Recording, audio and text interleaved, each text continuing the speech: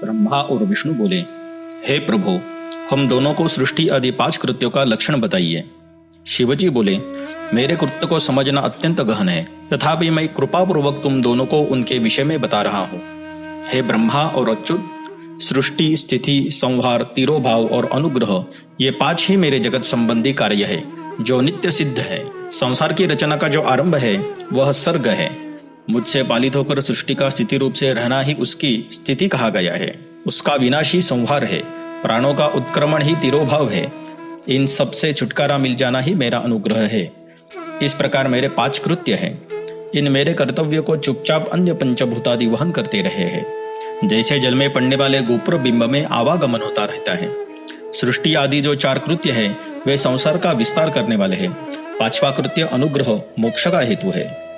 वह सदा मुझमें ही अचल भाव से स्थिर रहता है। मेरे भक्तजन इन 5 कृत्यों को 5 भूतों में देखते हैं। सृष्टि भूतल में, स्थिति जल में, संहार अग्नि में, तिरोभाव वायु में और अनुग्रह आकाश में स्थित है। पृथ्वी से सबकी सृष्टि होती है। जल से सबकी वृद्धि होती है। आग सबको जला देती है। वायु सबको एक स्थान से दूसरे स्थान को ले जाती है और आकाश सबको अनुग्रहित करता है। यह विद्वान पुरुषों को जानना चाहिए। इन 5 कृत्यों का भार वहन करने के लिए ही मेरे 5 मुख है। 4 दिशाओं में 4 मुख है और इनके बीच में 5वां मुख है। हे पुत्रों, तुम दोनों ने तपस्या करके प्रसन्न हुए मुझ परमेश्वर से भाग्यवश सृष्टि और स्थिति नामक 2 कृत्य प्राप्त किए हैं। ये दोनों तुम्हें बहुत प्रिय है। इसी प्रकार मेरे विभूति स्वरूप रुद्र और महेश्वर ने 2 अन्य उत्तम कृत्य संहार और तिरोभाव मुझसे प्राप्त किए हैं, परंतु अनुग्रह नामक कृत्य कोई नहीं पा सकता। उन सभी पहले के कर्म को तुम दोनों ने समयानुसार भुला दिया। रुद्र और महेश्वर अपने कर्म को नहीं भूले हैं, इसलिए मैंने उन्हें अपनी समानता प्रदान की है। वे रूप, वेश, कृत्य, वाहन, आसन और आयुध आदि में मेरे समान ही है। हे पुत्रों, मेरे ध्यान से शून्य होने के कारण तुम दोनों में मूढ़ता आ गई है। मेरा ज्ञान रहने पर महेश के समान अभिमान और स्वरूप नहीं रहता। इसलिए मेरे ज्ञान की सिद्धि के लिए मेरे ओमकार नामक मंत्र का तुम दोनों जप करो। यह अभिमान को दूर करने वाला है। पूर्व काल में मैंने अपने स्वरूप भूत मंत्र का उपदेश किया है, जो ओमकार के रूप में प्रसिद्ध है। वो महामंगलकारी मंत्र है। सबसे पहले मेरे मुख से ओमकार अर्थात ओम प्रकट हुआ, जो मेरे स्वरूप का बोध कराने वाला है। ओमकार वाचक है और मैं वाच्य हूँ। यह मंत्र मेरा स्वरूप ही है। प्रतिदिन ओमकार का निरंतर स्मरण करने से मेरा ही सदा स्मरण होता रहता है। पहले मेरे उत्तरवर्ती मुख से अकार, पश्चिम मुख से उकार, दक्षिण मुख से मकार, पूर्ववर्ती मुख से बिंदु तथा मध्यवर्ती मुख से नाद उत्पन्न हुआ।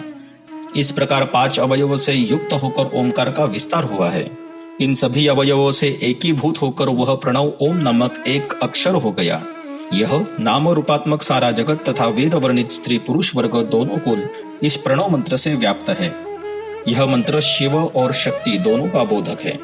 इसी प्रणव से पंचाक्षर मंत्र की उत्पत्ति हुई है, जो मेरे सकल रूप का बोधक है। यह अकारादि क्रम से और नकारादि क्रम से क्रमशः प्रकाश में आया है। ओम नमः शिवाय। इस पंचाक्षर मंत्र से मातृका वर्ण प्रकट हुए हैं, जो 5 भेद वाले हैं। उसी से शिरोमंत्र तथा 4 मुखों से त्रिपदा गायत्री का प्राकट्य हुआ है। उस गायत्री से संपूर्ण वेद प्रकट हुए हैं और उन वेदों से करोड़ों मंत्र निकलते हैं। उन मंत्रों से भिन्न भिन्न कार्यों की सिद्धि होती है, परंतु इस प्रणव एवं पंचाक्षर से संपूर्ण मनोरथ की सिद्धि होती है। इस मूल मंत्र से भोग और मोक्ष दोनों ही सिद्ध होते हैं। मेरे सकल स्वरूप से संबंध रखने वाले सभी मंत्रराज साक्षात भोग प्रदान करने वाले और शुभकारक हैं। नंदिकेश्वर बोले, तदनंतर जगदम्बा पार्वती के साथ बैठे हुए गुरुवर महादेव जी ने उत्तराभिमुख बैठे हुए ब्रह्मा और विष्णु को परदा करने वाले वस्त्र से आच्छादित करके उनके मस्तक पर अपना कर कमल रखकर धीरे धीरे उच्चारण करके उन्हें उत्तम मंत्र का उपदेश दिया। यंत्र तंत्र में बताई हुई विधि के पालन पूर्वक 3 बार मंत्र का उच्चारण करके भगवान शिव ने उन दोनों शिष्यों को मंत्र की दीक्षा दी। तत्पश्चात उन शिष्यों ने गुरु दक्षिणा के रूप में अपने आप को ही समर्पित कर दिया और दोनों हाथ जोड़कर उनके समीप खड़े हो उन देवश्रेष्ठ जगत गुरु का स्तवन किया। ब्रह्मा और विष्णु बोले, हे प्रभु, आप निष्कल रूप है, आपको नमस्कार है। आप निष्कल तेज से प्रकाशित होते हैं, आपको नमस्कार है। आप सबके स्वामी हैं, आपको नमस्कार है। सकल स्वरूप आप महेश्वर को नमस्कार है। आप प्रणव के वाच्यार्थ हैं, आपको नमस्कार है। आप प्रणवलिंग वाले हैं, आपको नमस्कार है। सृष्टि, पालन, संहार, तिरोभाव और अनुग्रह करने वाले आपको नमस्कार है। आपके 5 मुख है, आपको नमस्कार है। पंचब्रह्म स्वरूप 5 कृत्य वाले आपको नमस्कार है। आप सबके आत्मा है, ब्रह्म है। आपके गुण और आपकी शक्तियां अनंत है, आपको नमस्कार है। आपके सकल और निष्कल 2 रूप है। आप सद्गुरु एवं शंभु है, आपको नमस्कार है। इन पद्यों द्वारा अपने गुरु महेश्वर की स्तुति करके ब्रह्मा और विष्णु ने उनके चरणों में प्रणाम किया। ईश्वर बोले, हे वत्सो, मैंने तुम दोनों से सारा तत्व कहा और दिखा दिया। तुम दोनों देवी के द्वारा उपविष्ट प्रणव ओम, जो मेरा ही स्वरूप है, का निरंतर जप करो। इसके जप से ज्ञान, स्थिर भाग्य, सब कुछ सदा के लिए प्राप्त हो जाता है। आर्द्रा नक्षत्र से युक्त चतुर्दशी को प्रणव का जप किया जाए तो वह अक्षय फल देने वाला होता है। सूर्य की संक्रांति से युक्त महा आर्द्रा नक्षत्र में एक बार किया हुआ प्रणव जप कोटि गुने जप का फल देता है। मृगशिरा अर्थात मृगशीर्ष नक्षत्र का अंतिम भाग तथा पुनर्वसु का आदि भाग पूजा, होम और तर्पण आदि के लिए सदा आर्द्रा के समान ही होता है, यह जानना चाहिए। मेरा या मेरे लिंग का दर्शन प्रभात काल में ही प्रातः तथा संगव अर्थात मध्याह्न के पूर्व काल में करना चाहिए।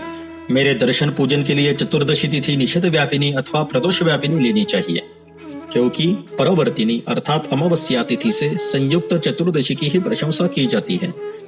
पूजा करने वालों के लिए मेरी मूर्ति तथा लिंग दोनों समान है, फिर भी मूर्ति की अपेक्षा लिंग का स्थान श्रेष्ठ है। इसलिए मुमुक्षु पुरुषों को चाहिए कि वे वेर अर्थात मूर्ति से भी श्रेष्ठ समझकर लिंग का ही पूजन करें।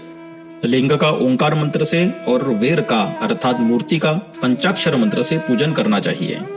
शिवलिंग की स्वयं ही स्थापना करके अथवा दूसरों से भी स्थापना करवाकर उत्तम द्रव्यमय उपचारों से पूजा करनी चाहिए।